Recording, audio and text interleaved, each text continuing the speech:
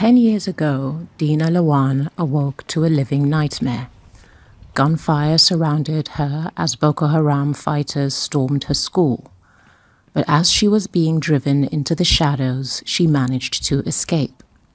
Now she's pursuing a PhD at Berkeley in California. But that night is never far from Dina's mind. I don't think two weeks will actually pass by without me at least remembering something from there. Because, I mean, it's inevitable. This journey itself, like, it's a product of that incident, right? I ended up in America. I mean, like me going to a private school, a better school, it all happened because of this incident. So whatever I do, I will always remember these incidents. And so, I mean, my friends are still in captivity. Dina now dedicates her research to ensuring that what happened to her and her friends never happens again.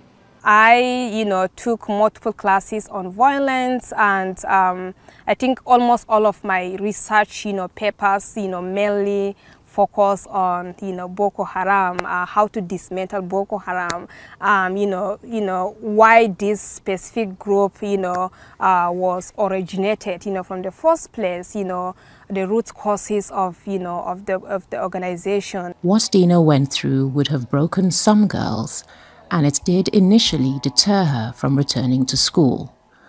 But in the end, she was determined not to let the militants win.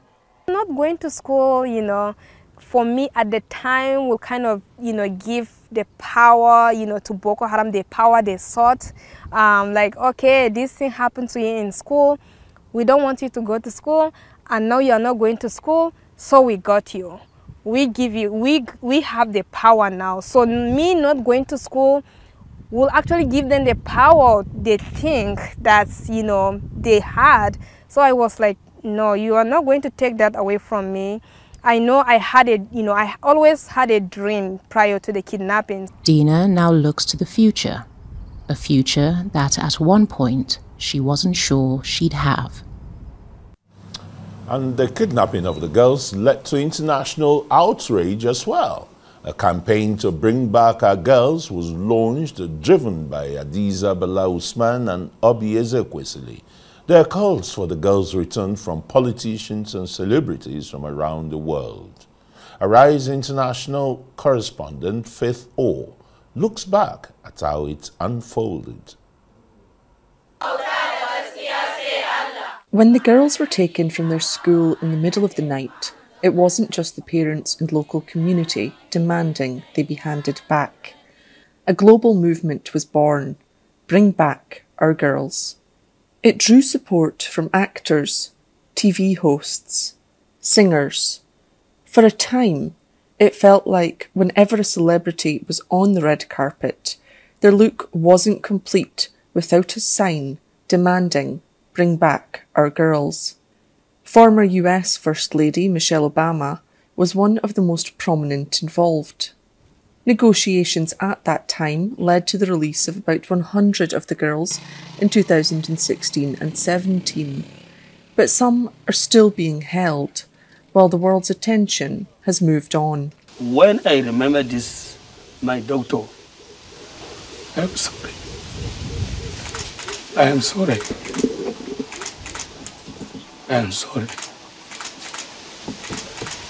Because she's the only best doctor among those I have that the God gave me. So I will never forget her. I will never forget her. In fact, I will never forget her. The girls who have been released say the world has forgotten about their plight. After secondary school, they say that even master's degree, everything they will do for us. But after that secondary school, we didn't see anything again. Nobody calls us that this girl has graduated from secondary school. Let us take us for the university or other school. No, they didn't fulfill their promise. Nigeria's military has been fighting Boko Haram since 2009. It's a conflict that's killed tens of thousands of people and displaced more than 2 million. But the group is far from the only threat these days. Gunmen now attack schools for ransom. Hundreds of children were kidnapped in March alone. Bring Back Our Girls might still be a vital demand in Nigeria, but the slogan is unlikely to make a return to the red carpets. Faith Orr, Arise News, Abuja.